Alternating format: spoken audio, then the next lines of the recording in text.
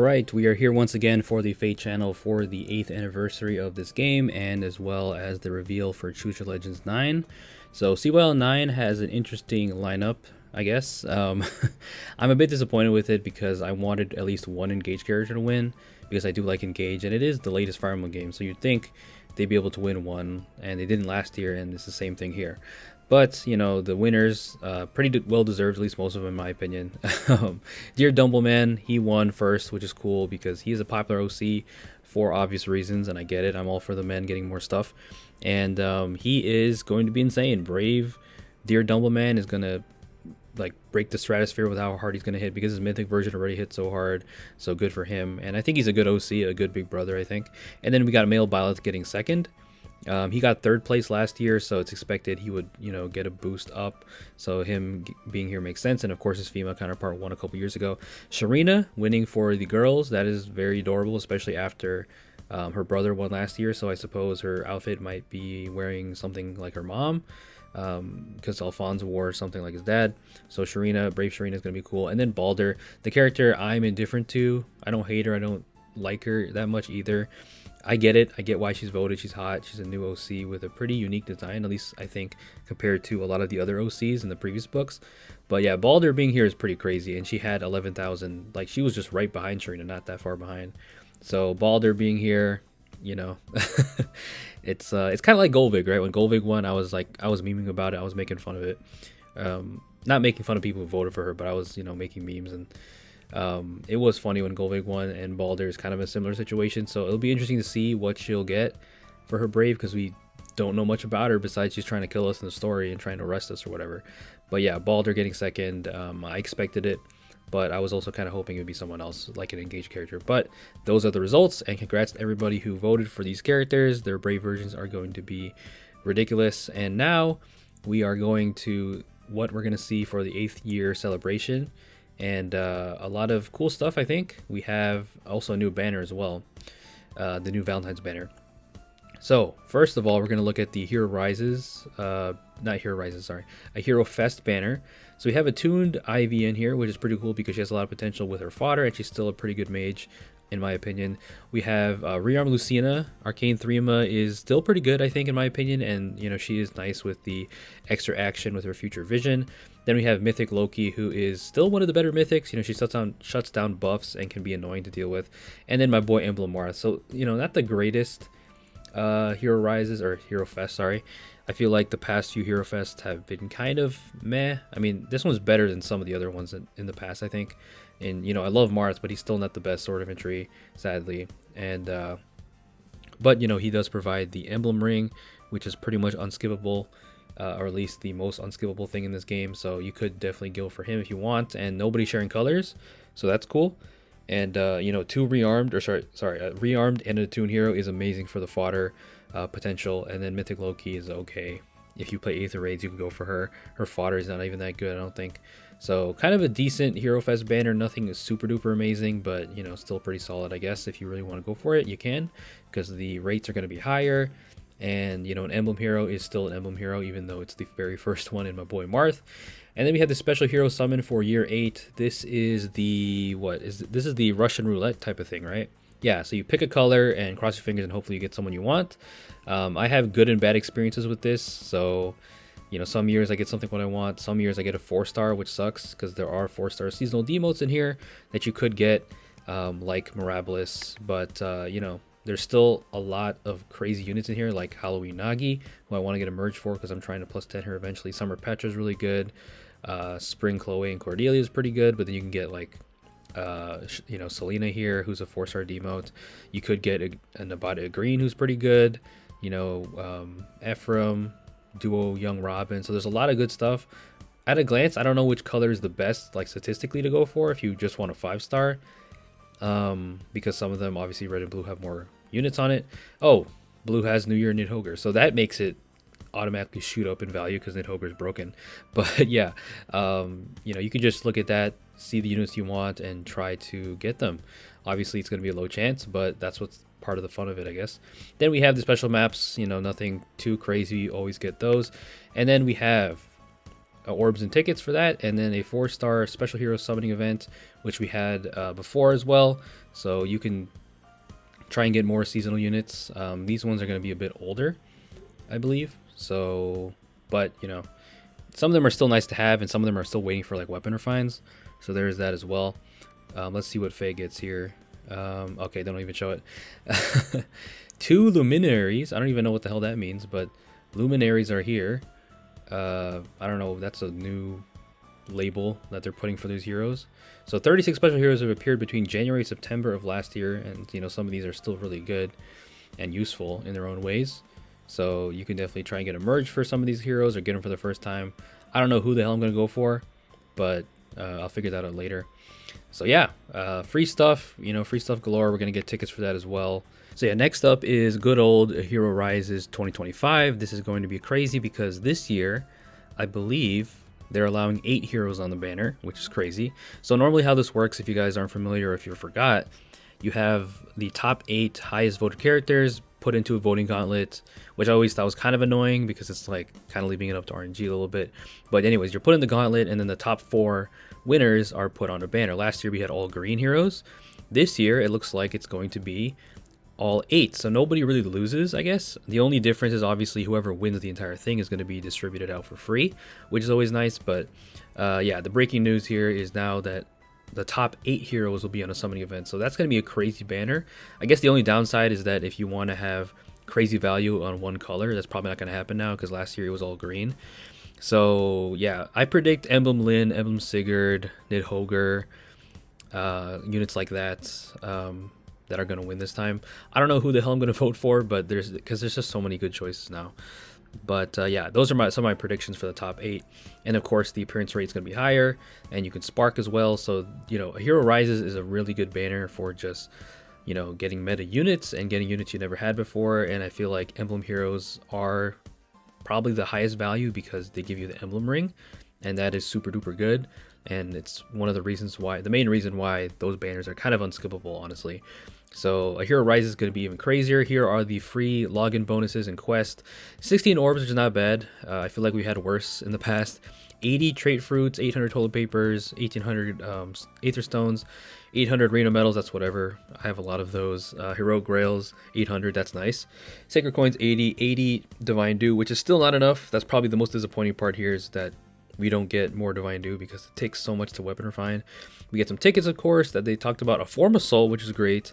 800 of the flowers combined, I suppose, or is that 800 of each? I don't know, but we appreciate those flowers. And then of course blessings, which are also always appreciated, and then an accessory as well. So really good overall, besides divine dew, and maybe I kind of wish we had got more orbs, but 16 better than nothing, I suppose. And the accessory for the furniture for the cake, is that furniture or is that an accessory? I don't even know, but either way you get some cute cake. And there's also one more thing that they're going to add, which I believe is going to be an otherworldly bond, which is amazing. So an otherworldly bond is the thing you get in what is it called? I don't even remember the name of the mode. But you basically get an even better form of soul because you can get someone else's unit. And this is amazing to get for free because this is not a free thing at all. It's pretty pricey to get. So this is something for free-to-play players. You can get someone else's unit, and that's really amazing value. So I'm really glad that they gave that for the anniversary because it's one of the most high-value currencies in the game. 800 flowers, toilet papers 2,000, and then you can make up to 2 heroes now, which is great. For the Binding Worlds, that's the name of the mode. There it is. Binding Worlds, you can make 2 heroes now. Before, you can only use 1. So now you can make up to 2, which is great. So there are all the login bonuses and things to expect coming up, which is great. Really cool. 29 orbs overall. So moving on to the next seasonal banner, which is of course Valentine's, which they reveal every FEH channel around this time. And it is 3 houses. Now, I don't dislike 3 houses. It's just a bit boring to see them get so many seasonal alts and a lot of banners to themselves. And I understand, I think Valentine's has historically had 1 game, I feel like, at least as of late. So the first unit they're showing is Hubert. He's going to be the free unit, of course, and he's actually a blue mage armor, which is a really rare class type. So I'm glad that at least for a free-to-play unit, he is very unique because we don't have many of those in general. So that's a cool design. He's got a nice, like, kind of cowboy hat going on, and Then we have, of course, his Lady Edelgard. Looks great. Edelgard is cute, but not really a fan of her character too much. I mean, I'm not really a fan of Three Houses in general, so that's why this banner is kind of asleep to me. But this Edelgard is going to be a better version of his legendary because she's an axe armor, and it's probably going to function just like the other one, where you can move again. You're going to hit really hard. You're going to be really bulky to take out, just like every single Edelgard. So Edelgard is pretty much, you know, taking the Maikaya stance, where pretty much every version of her is the same, which is a little bit boring, but you know, there it is for Edelgard fans. Then of course Dimitri. This time he's a sword cavalier, which is cool. I don't think he has a sword version. He's got an axe version. He's got like a lot of lance versions, so he finally gets a sword alt, which is nice. He gets haste slice as a special. We're gonna have to see what that does. That looks inheritable. That's gonna be a powerful Dimitri. And then of course Claude, my boy, my favorite out of the three, the distant deer. He is going to be, of course, a bow unit, but he's blue this time, which is nice. He comes with curve shot and pure starfall, which looks like a different version of Deep Star. So that's gonna be crazy. And then we don't know who the demote is on the banner, if there is one. Probably not Claude. I mean, it looks like he's not demoted. I don't know. Maybe they're going to give Curve Shot as a demoted thing. And we have Rhea and Sothis as the duo hero. So, you know, that's a fitting duo hero. That's something that is expected. And it's cute, you know. Don't have anything against them necessarily. And I know a couple Rhea fans. So there it is. Very cute art. And they're going to be a... looks like an armored dragon, colorless dragon. I don't know if it's an armored one or an infantry. Let's see. Do they even show it? I don't even know if they show their movement type. No, I don't think they show it, but it's probably going to be infantry or armor if I had to guess. So there are the Rhea and Sothis alt. Very cute. The art designs are very cute. Valentine's banners are very sweet. But personally, you know, I was kind of hoping for a mixed banner or some characters I like personally more. But Three Houses is getting more love as per usual. So there it is, Seeking and Finding, coming up soon to a Fae near you. So there is the Tempest Trial. And of course, again, Hubert is the freebie. And hopefully you get some good Sacred Seals. So next up, we have some more updates to Hall of Forms, it looks like. So now, with the new version update, when you clear the highest level, you'll be able to choose from 3 skills instead of 2, which is very, very appreciated because as more and more skills come out, it's going to be harder to get that skill you want. So now you have more of a chance. And, you know, a lot of the even premium skills are not that good, like solo 4s and stuff that you don't really want. And then now we have more tactical retreats. That is great because Arena is kind of a hellscape right now with all the emblem rings and just how powerful units are, especially for free-to-play players. You know, more chances to not get destroyed in your entire run is nice. So tactical retreat, an extra one, is appreciated. We're getting new arena maps. These maps kind of look like let's see, a lot of terrain tiles and stuff, and defensive tiles. Some of these definitely look annoying to maneuver. This one looks crazy. Jeez, looks like a main series Fire Emblem map. But yeah, looking forward to that, I suppose. And now we have new summoning changes, which, so 4-star special rate update. These heroes, I guess these 39 heroes who appeared between 5.2 and 6.1 versions are now going to be in 4-star special hero, which is pretty crazy. You know, this game has lasted this long that we're going to have, you know, these kind of units in the 4-star special. So they're going to be added, which is cool. And then now more heroes, of course, are going to be added to weekly revivals. Same deal, to kind of remove the bloat of the main pool. So now you can't be pity broken by these, and if you want them, you can go summon on the weekly revivals, which is cool. So that is also always appreciated. And then of course, Legendary Mythic Hero remixes, some really nice ones coming up. I'm really excited for Asker because I have him at +10. Medius as well. I can't wait for him because he was top tier back in the day, and hopefully he'll be able to return to form. We have Legendary Shez, Mythic Sather, Legendary Veronica, who's also top tier back in the day, Embla, who still has use, but she's not that great combat-wise, Arvel, Legendary Ninian, who I also have decently merged, Legendary Deirdre, and Legendary Xander, and then Legendary Myrrh.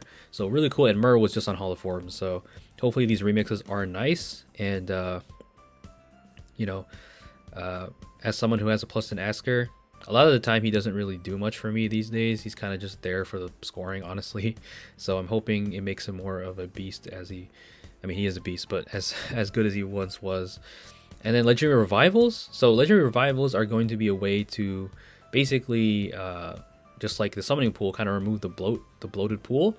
of the legendary remixes, and now you can summon for them on these legendary revivals, which is cool. So you got weekly revivals, now we have legendary revivals. So if you really want to summon for older legendaries like legendary Ike, you can go for them, and the rate is going to be a bit higher.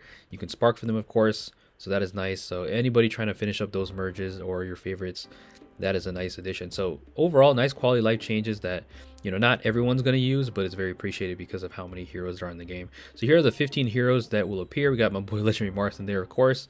So they won't be appearing on Legendary Hero and Mythic remixes, which makes sense because sometimes they're kind of just a dud right there. So the focus for February is going to be these three. You know, these are really old legendaries that you can still go for copies. And last but not least is one of my favorite parts of the anniversary, if not my favorite part, and that is all the anniversary art that the talented artists draw. And the artists are one of the big reasons why this game is successful and why it's lasted for so long.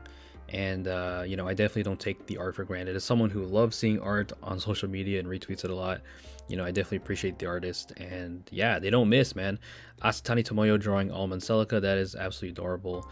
And then we have Rika Suzuki drawing some Young Draw characters, really cool. I mean, you just gotta appreciate the art while we have it, man, because this game is not gonna last forever.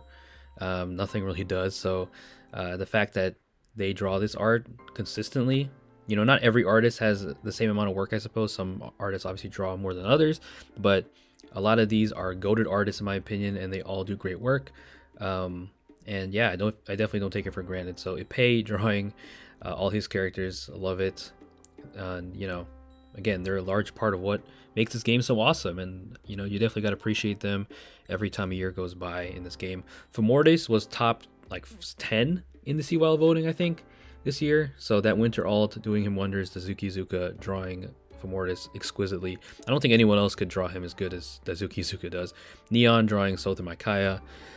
We have Ike and Legend of Robin being drawn by Akuma Yugo, really good artist as well. Everybody here is incredibly talented, man. It's insane how much life they put to these characters and give people like me, you know, who are passionate about the characters, a lot of love with the amazing art.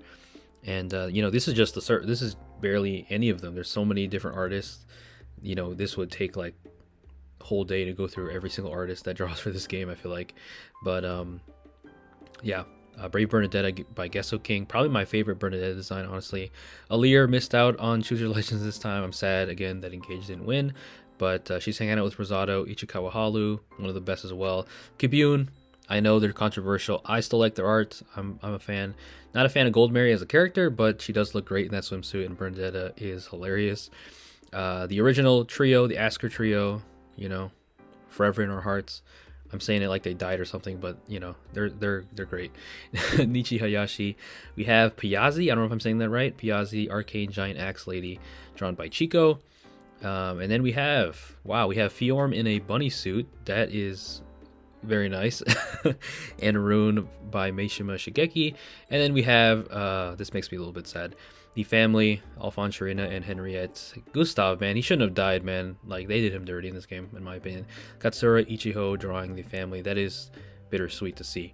So yeah, that's the Fate channel, guys. Let me know what you guys think down below. If you do want to comment, leave a like if you enjoyed, and good luck on your summons if you are planning to summon on any of the banners. You know, they revealed a couple, especially the new one, the Valentine's one for 3 houses.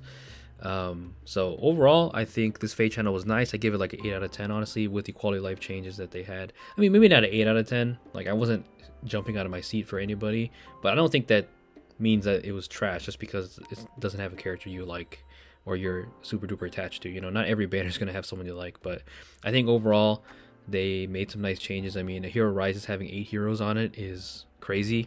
I think that's really good value. And then removing legendary heroes and moving them to a revival is nice because we're at that point where there's just too many damn characters. So cleaning it up a bit is very appreciated. So yeah, and then of course the Otherworldly Bond for free, that is great. You know, they easily could have made that, you know, just pay to win and just keep that paid, but they gave it out one for free, which is very cool. So yeah, I like this Fate channel, guys, and again, leave a like if you enjoyed. Please stay safe out there. Peace out.